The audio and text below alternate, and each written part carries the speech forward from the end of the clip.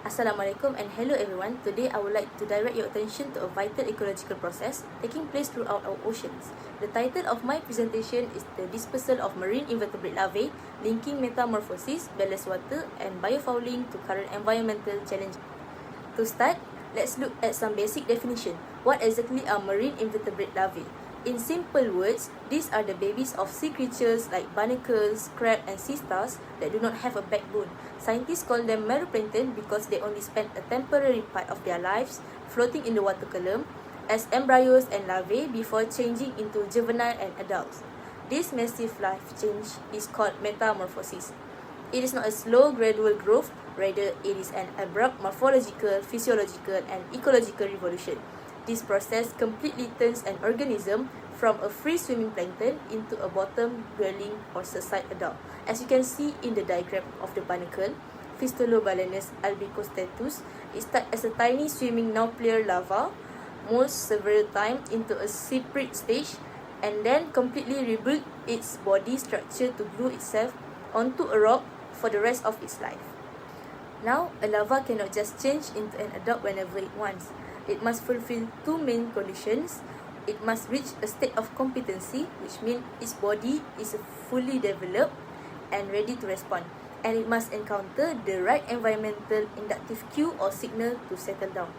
These triggers fall into three categories. Physical triggers include changes in water temperature, light level, or the shape of the sea floor. Biological triggers relate to the internal state of the larva, like its age and nutrition.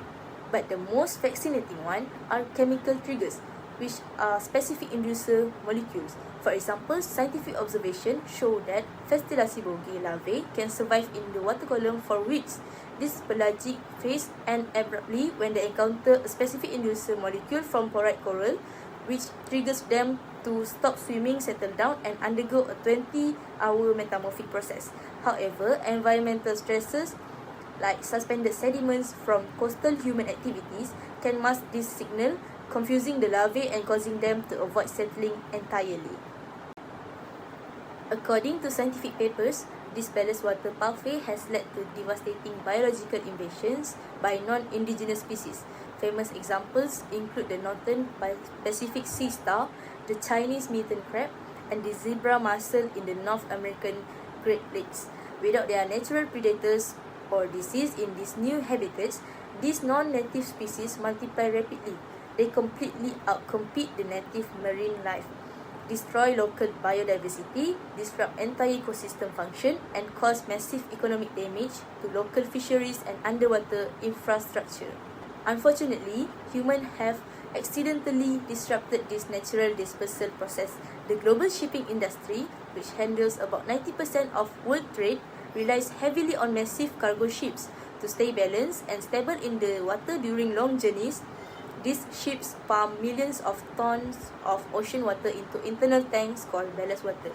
When ships pump in this water at a busy port, they accidentally suck up millions of tiny marine invertebrate larvae. The ships then cross massive ocean barriers and discharge this ballast water at their destination, releasing these hitchhiking larvae into entirely new ecosystems across the world. Why do these creatures live such complicated double lives? Why not just hatch as mini adults? Well, the larval stage is incredibly important for the survival of marine organisms for several reasons. First, it allows species to disperse, meaning they travel to new habitats because the adult form are often stuck in one place, like a coral reef.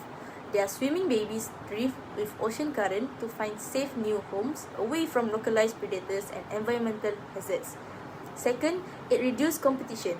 If all the babies stay in the exact same spot as their parents, they would fight for the same limited food and space. By spreading out, they ensure everyone has a better chance to survive. Finally, this journey keeps marine populations stable.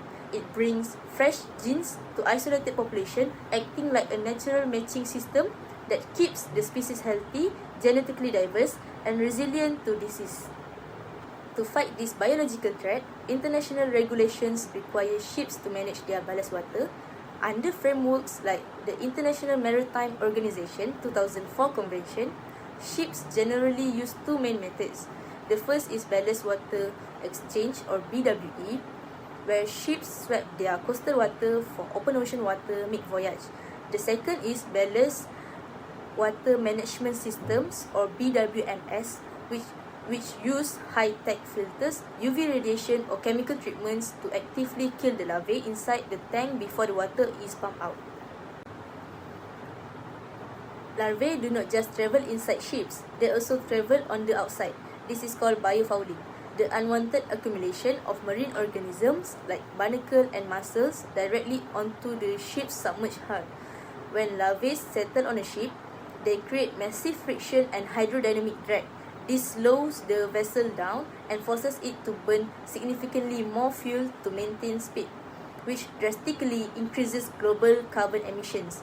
For decades, the main defense was to paint ships with toxic biocide that poison the larvae, but this chemical leaks into the water, causing severe toxicity to innocent marine life. However, scientific research shows these protection systems are not perfect. A study by Darling used advanced DNA sequencing, known as high-throughput sequencing, to test ballast water. They discovered that standard mid-ocean water exchange only has a modest effect. It might wash away some coastal crab and mollusk larvae, but it can accidentally introduce dangerous open ocean species such as toxic algae. Furthermore, as discussed by researchers Johanna Brady, these high-tech treatment systems often malfunction or lose efficiency when operating in ports with muddy water or changing salt levels. When these systems are completely bypassed or fail, the risk of introducing invasive species skyrockets. Thankfully, modern science is moving to an environmentally friendly solution.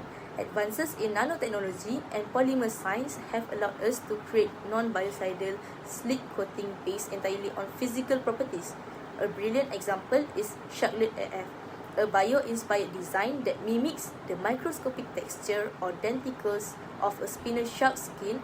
As you can see in the microscopic image, the texture is engineered to be precise that invertebrate larvae simply cannot find a steady physical foothold to stick to.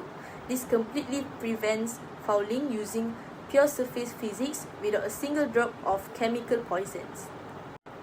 To wrap things up, managing our oceans sustainably requires a coordinated team effort from three key sectors. Government must strictly enforce international maritime laws and use marine spatial planning to protect vulnerable coastal regions. Industries need to invest in certified treatment systems and embrace green practices like eco-friendly hull coatings.